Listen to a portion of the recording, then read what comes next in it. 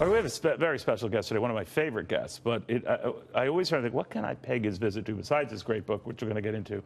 There's a new survey that's just been released by Accountants that finds millennials are more likely to show up to work late. As for excuses, let's just say they've come up with some doozies. My hair got caught in a fan. I super glued my eye thinking it was contact solution. And this one, geese chased me on my way to the car. Now, T.D. Jakes, the author of Soar, Build Your Vision from the Ground Up, this is the kind of thing that kind of telegraphs you're going to have trouble getting your career up. Bishop, very good to have you. Thank you. It's a pleasure to be here. We find the goofiest sort of pegs to you. That was funny. But I did think about that. That is a problem. Something, you know, we all become the head in which we live, right? And that's right. The prisons in which we see life. How do you tell people, stop that kind of nonsense, just move on? Well, you know, I think life teaches you that. Even if you don't have anybody else to tell you, time will tell you. When you find out that the world doesn't work the way you thought it did, then you have to rebound. The problem is you've lost so much time along the way. And I wrote the book Soar because I think people are having to reinvent themselves, actually in all age categories. Because we're not seeing the end that our parents saw through the means we expected to see it. That you don't get the gold watch. You may not stay with the company 40 years. Yeah, they don't feel loyalty works both ways, so why should they be loyal? Yeah, that's a problem. Marriage isn't always happily ever after. So a lot of women are getting midways in the process and having to get in the job market that maybe would have not had to do that. The other women choose to do that. And Soar is about entrepreneurship, largely, but it's also about refiguring your life and reevaluating ways you can move forward when somebody doesn't say yes the way you thought they would. They don't have the last say on your future. But everyone feels they're not paid enough. Everyone feels they're not appreciated enough. How do you deal with that? Because a lot of it is true. Right. And you are shoved into a corner or you don't get that opportunity. What I'm saying to people is up to you. The boss can determine how much he can pay you, but he's not going to determine how much you're worth. And sometimes we have to have multiple streams of income.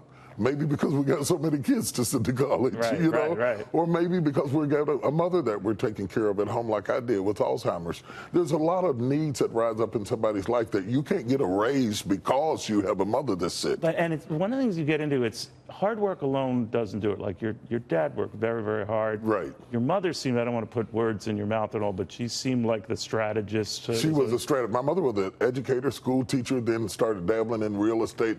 She wasn't a physical labor person. Right. She didn't have to But be. she was like the entrepreneur, right? She was an entrepreneur as it related to real estate. My father was a hustler who did everything he had to do. And you stressed hustler in the good term. In the good way, not in the bad way. He was a good hustler in terms of doing what he had to do to make the world spin around. Then he opened up a business. He was fairly successful. Started a business with a mop and a bucket, ended up with 52 employees.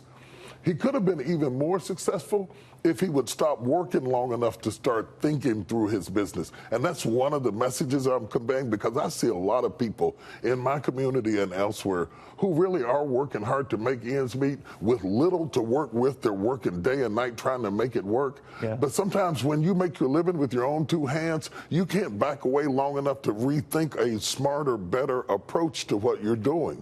But what do you tell the people, Bishop, who are in jobs where I don't like this job, but I have to do it. I've got kids going off to school. I've got these responsibilities. I mean, it sounds great. I mean, you're juggling a TV, media empire, a congregation of 30,000 plus. You reach tens of millions around the world. And everyone says, oh, it's fine for him to offer this advice. He's there.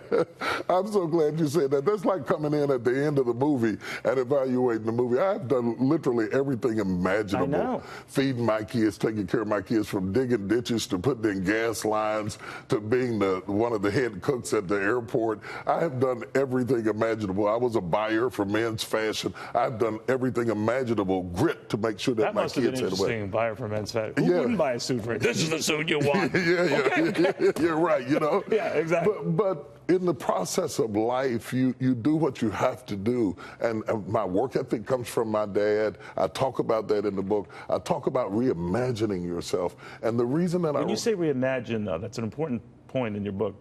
That means picture yourself doing something different or better. Yes, different or better, depending on what you need. To that person who is sick and tired of being sick and tired, stuck in that job, you can soar again. One quick point before we run out of time. I built the book around the Wright brothers because these brothers sat on the ground. They didn't have the education. They didn't have the money. Nobody had even thought about building a plane, and them that had thought of it had failed.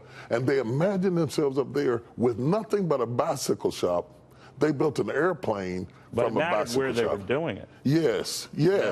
And that's what I'm saying. You might not have everything you need, but you can start with little and build something massive. You'd be surprised what you can do. You can soar. Soar.